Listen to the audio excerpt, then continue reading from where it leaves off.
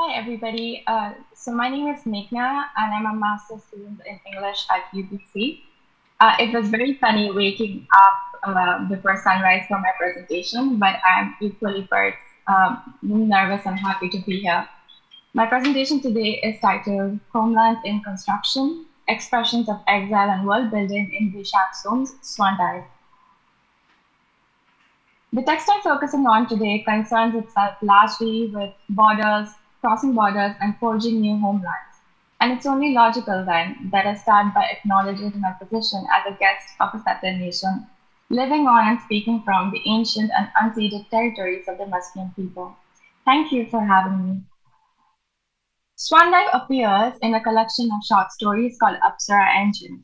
The eight genre-bending stories in Apsara Engine range from absurdly fantastic short stories to slice-of-life narratives, all focusing on South Asian diasporic bodies that are often queer. Swan Dive, our story in focus, appears approximately halfway through the collection and epitomizes the queer potentiality of the text. Before I venture into a close reading, however, I want to spend some time establishing some key ideas that I use in my reading, that of the exile and how the idea of the exile transfers to the diasporic body. Studying exile as a cultural phenomena reveals the inherent shakiness of the term. In Reflections on Exile, Edward Said views the exilic experience as a site of political and ideological persecution. He considers the condition of exile as irrevocably tied to notions of agency, noting a distinction between the immigrant and the exile and between the forced and voluntary migration. Similarly, Johannes F. Evelyn defines exile as a practice of displacement that involves forced absence from one's country or home. Contemporarily, however, the definitional line between voluntary and involuntary border crossing is becoming increasingly troubled, since, as Andrew Warren explains, people's movements are often motivated by both compulsion and choice and grounded in several intersecting factors. In my presentation today, I use the term exile to indicate the psychological experience of geopolitical dislocation and a removal from the urgent point that resists reconciliation. The exile is unmoored. The pathos, as Said propounds, is in the loss of contact with the solidity and the satisfaction of earth. For the exile, homecoming is out of question. In my presentation, the exiled figure embodies a longing for homelands, circumscribed to the margins not by political upheaval, but by its inability to belong. Diasporas epitomize this sensation of abject homesickness. It is, as Susan Stanford Friedman states, a personally felt experience of communal exile, severed from a cultural past and driven by the need to inhabit new imaginary homelands. Caught between two cultures, diasporic exiles slip through borders, harboring the sentiment that neither a return to the homeland left behind nor being at home in a host country is ever an option. Following Friedman, I use homelands to iterate the idea of home as rooted in a geographical point of origin, as opposed to other modernist and postmodernist definitions of the word. In considering Bishak Soam's Swan Dive as a graphic portrayal of the exilic experience, this presentation questions how the graphic form forms the fitting medium for narratives of belonging and unbelonging. To think of exile, borders, and belonging in comics for me is to consider its use of space and movement. If we think about the history and growth of the novel length comics or the graphic novel, we know that the turn of the millennium saw a growth in graphic narratives centered around global diasporas, migration, sexuality, and other politically charged fields, taking repose in the visual verbal form to express positions of marginality. The comic form's ability to visualize time-space relations not only makes it the quintessential medium for narratives of spatial identity, but also implicates the reader in this very process of crafting this identity. In his examination of comic art, Scott McCloud discusses the reader's role in the construction of narratives. Although the audience today is undoubtedly familiar with McCloud and his work, I will still highlight a few key points that are important for my argument. McLeod explains that comic functions somewhat similarly to movies, with each panel corresponding to each frame in a film. Unlike movies, however, where frames follow each other in rapid succession to generate continuity, comic book readers must make the effort to follow the logical progression of panels in comic books in order to incur coherence. MacLeod calls this process of voluntary construction as closure. In comics, closure takes place in the gutters.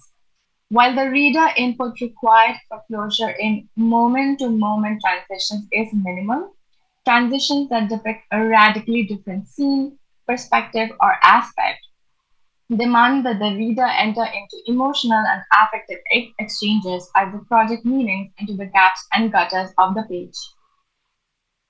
Although comic scholarship has traditionally regarded the gutter as a space for meaning generation, comics that project non hegemonic sensibilities have questioned its expressive powers.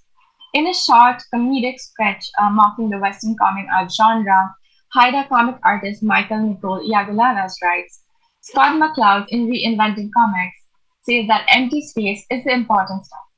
Empty space represents both space and time. Gutters are like terra nullius, so beloved by colonizers because empty land is my land. What seems to MacLeod a space rife with narrative possibilities in is for Yagulanas a space of power struggle where meaning can get miscreated, misinterpreted, and wrongfully projected. Yagulana's critical approach to the comic form invites two important questions, which I will propose to explore today. How do gutters, where meaning is freely constructed, affect the expression of historically marginalized identities? And if the gutter creates a collaborative space for the reader to support narrative construction, how does the implicated viewer read a graphic work responsibly? Exploiting the narrative possibilities of the comic form, Swan Dive is a fantastic take on queer and diasporic world building. The story traces the first meeting of Anima and Amrit, two trans-identifying Bengali Americans who find each other at an academic conference. Amrit, though thoroughly unmoved by the tribe's exilic identity as a non-binary person as well as a second-generation South Asian immigrant, find themselves opening up to the quieter Anima.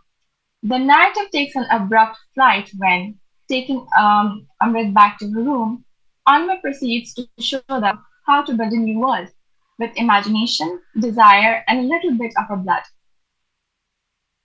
Dislocations in time and space generate fissures in identity that breed creative agency in an exile. Ruminating on the idea of an exilic homeland, Said draws a connection between creative drive and displacement. He writes, much of the exile's life is taken up by compensating for disorienting loss by creating new worlds to rule. The exile's new world, logically enough, is unnatural and its unreality resembles fiction. The drive towards new homelands finds expression in art, translating the alienness of exile into fiction. Essentially, Swandive plays with world building. Anima's creative inclinations translate into her passion for cartography. The narrative takes flight, as I said, when dipping a finger into a vial of blood, Anima proceeds to draw a map, an act that, for Saeed, would be far from natural.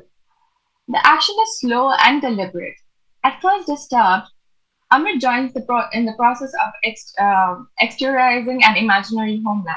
They deliberately map landscape could, to one acquired with the country's urban landscape, be a depiction of absolutely any Indian city. Amrit is amazed by the collective cartography. Anima is unfazed. She declares it's a needs must exercise. Home building for the exile is necessary and not a choice. Soames' Poetics of Dislocation embeds geopolitical removal in the gendered body.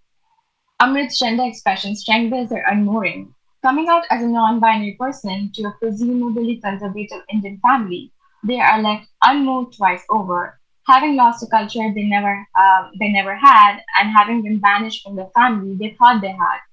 For both characters, but for Amrit especially, the intermingling sense of gender and diasporic isolation develops into a wholesome and powerful longing for homelands. Opposite Amrit's paranoia, however, Anima envisions other futures. It's different for us, isn't it? She tells them. You have to choreograph your own culture, you cultivate a tribe, you fashion your own path, and that is amazing. Anima's magical future builds itself on fictive kinship systems rooted in queer and trans histories. Historically, queer and trans communities have been known to form kinship systems or chosen families through a collective experience of social, economic, and political rejection. So, for example, new definitions of families and kinship surfaced in the aftermath of the AIDS crisis in America. The urgency to build a community is poignantly felt by the queer and trans person in exile. Onima's alternate reality thus imagines not merely a personal future, but a wholly immersive homeland where, as Donna Haraway would say, feminine energies gather to make kin, not babies. These odd-kin communities, as Haraway goes on to note, formed by the castaways of rigid utopian social structures, can create a more viable, more flexible, and thus more sustainable community in the face of exile. Anima looks at the lack of a stable present as a possibility for futures, a hope derived out of the contrapunctality at side notes of the exilic experiences. Caught in the liminality between two cultures, one they've only had a taste of and another they've only partially belonged to, both possess, as Said elaborates, an originality of vision. He writes, most people are principally aware of one culture, one setting, one home. Exiles are aware of at least two. And this plurality of vision gives rise to an awareness of simultaneous dimensions, an awareness that, to borrow a phrase from music, is contrapuntal. As Amrit and Anima continue mapping their imaginary homeland, the narrative of Swandive's story explodes. Swandive reaches its climactic splendor in the narrative's final four spreads. The magical futures of the exile find ecstatic release with the collapse of the comic form. Space and time disintegrate and overlap. The narrative loses its complete teleological thread. Nearly lyrical in composition, the graphic gives way to a loose, fluid form instead, moving almost outside to the tune of the sarangi that nestles at the center of the page. Anima's New World is an abstract, fantastic celebration. The collapsing panel makes way for not only the politics of migration to play through, but also turns into a celebration of queer bodies. It is a space where bodies exist freely, at times unclothed, at times suspended in air, moving by their own logic. In its proliferation, the final pages of Swandy resemble more of a collage than a traditional page in a graphic novel, juxtaposing heterogeneous elements in a single frame and demanding that the reader derive meaning from a pastiche of seemingly disconnected fragments.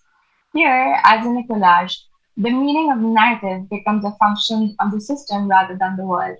That is, the meaning is constructed and reconstructed within the internal logic of the page. Rooted in the fabric of her situated knowledge as it tries to move to exile, Anima and Amrit's vision reflects a deep-seated hope for queer futurity. With the disappearance of the panel page, the temporal logic of the comic narrative disappears completely. The windows that mark the movement of time are now gone. The gutters where meaning were forged now disintegrate. History, present, and future happen simultaneously. As a young Anima and Amrit drink together in an upper right corner, another, presumably older version of the two lounge casually in a home they possibly share in the bottom left. It is, to use Charlotte Perkins Gilman's clever play on the world, a heartopia where female and trans femme bodies exist in unabashed glory. The reader, implicit in the journey, must look at the bodies which form a natural part of the world's apparent unnaturality. The open-endedness of Swandive defies singular interpretation. The reader is left with little choice and must make the choice to either move forward with the characters in their imaginary magical future or travel back to the last logically aligned page. With the collapse of the traditional panel format, the reader loses the ability to project meanings into the gaps and the gutters of the page. Instead, she is swept off her feet, a spectator to Soames' destructive euphoria. This fluidity is not uncommon in contemporary graphic novels. However, it is more commonly found in graphic counter narratives. For example, considering the illustration of Himayana, the graphic biography of Bhimrao Ambedkar, and one of the best portraits of the Indian caste system, Gondi artists Durgabai Vyam and Subhash Vyam resisted the sequential art format. We shall not force our characters into boxes, they wrote. It stifles them. Our art is khulla, with khulla being the Hindi word for open. Our art is khulla, where there's space for all to breathe. Similarly, in her work Gutter Futures, Sasha Sanders treats her comic gutters as restraints and borders, which restricts queer expression. Gutterlessness, on the other hand, lets the artwork tell its story, it lets the artwork breathe. It robs the reader of agency, enabling them instead to just listen. To listen to a work of art speak or to watch utopic futures play out is an act of great responsibility. The affordances of a graphic narrative create a threshold space where the ethics and politics of witness materialize and intertwine, whether in the Gondi art of Himayana or the exploding gutters of Swandyke.